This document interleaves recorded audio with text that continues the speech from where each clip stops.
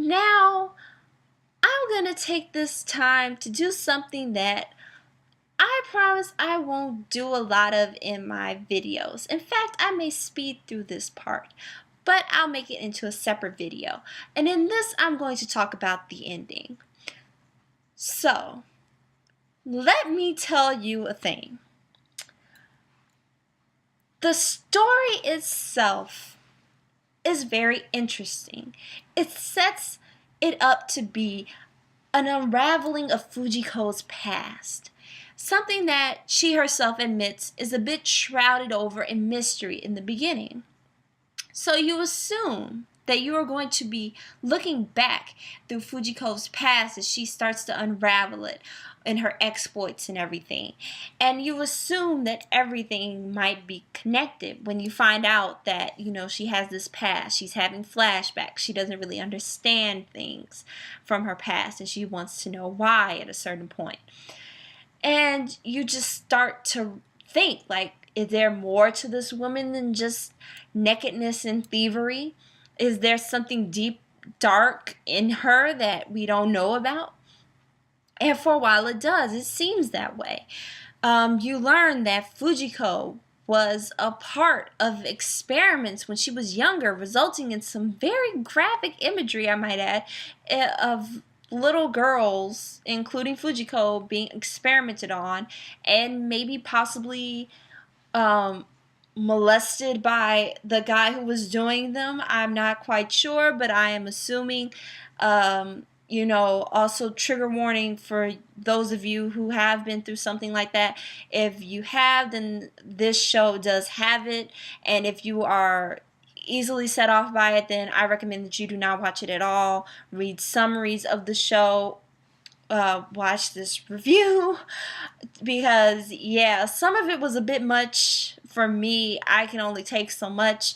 I have a real strong stance about children in shows and anime and movies and stuff, and what you can really do with them as so far for the story. So just a warning. But you find out that she was probably experimented on for a big chunk of her life, most of her childhood, and that her life may not be hers but an actual construct, like someone stole her life and implanted it with their own. So it almost seems like Fujiko is acting out someone else's life, that someone wanted her to be a thief. Someone wanted her to be seductive. So they implanted that notion in her when she was young. And when she grew up, she just kind of fell into this line that they put her on. And she just kind of walked through her life as a robot, not really knowing why she steals, not really knowing who she's really stealing for. And she kind of gives off that hint in the beginning. I mean, she gives, like, in the opening credit beginning. And, I mean, she does give something saying like, oh, thievery is very seductive, it's better than larceny, vandalism or whatever. But there's no real tangible reason. I mean, she's not a kleptomaniac and does it for the rush. It doesn't seem like it. But, you don't really get a solid reason why, at least not from my point of view of why she steals.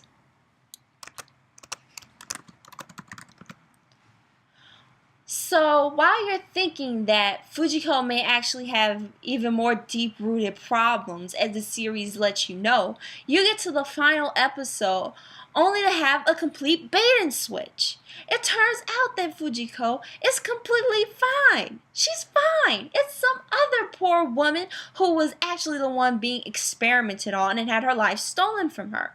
And somehow, through some way, I don't know, she ended up having this machine built, and she kind of took women like who would visit the castle of the place where she was held in, because the guy who was running the experiments kept her there. He died, so she took over, and she took women in, and she was trying to replace their memories with her own and have them go out and live the life that she wanted to live. Since she never really had the chance, she was old and gray now, and she wanted to live a life, but she couldn't anymore.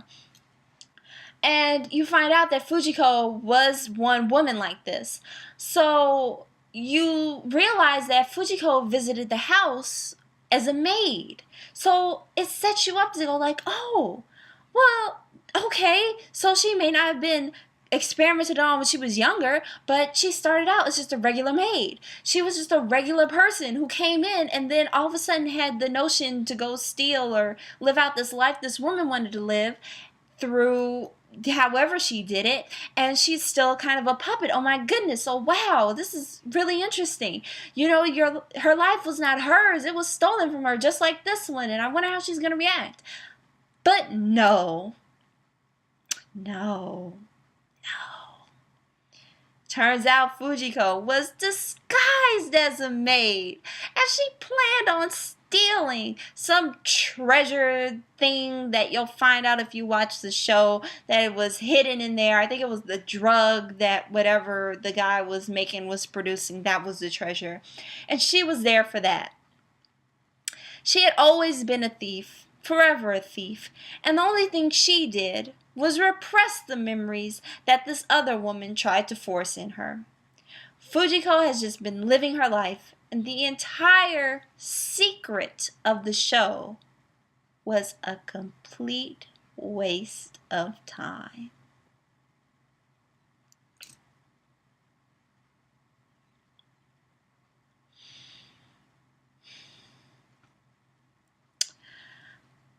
I cannot tell you how angry I was when I watched this. Actually, I wasn't angry at the first time I watched it.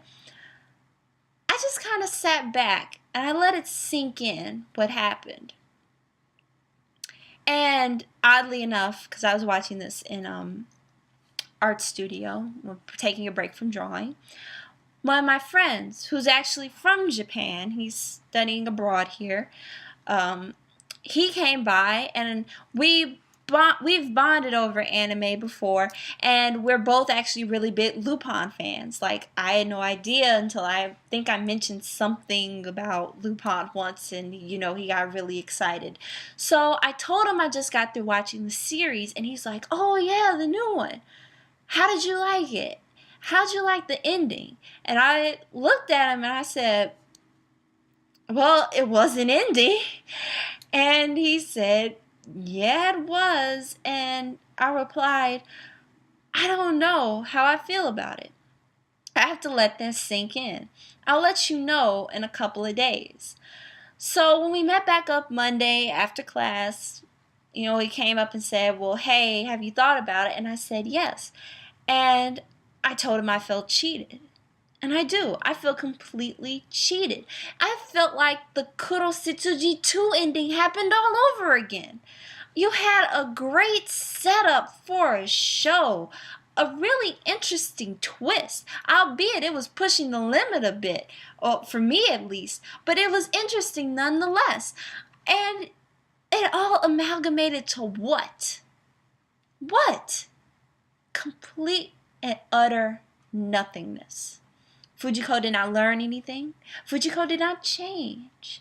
Fujiko did not learn crap. There was no character development at all. And for a show that's trying to go in a darker, serious direction, that's kind of important, don't you think? Character development? No,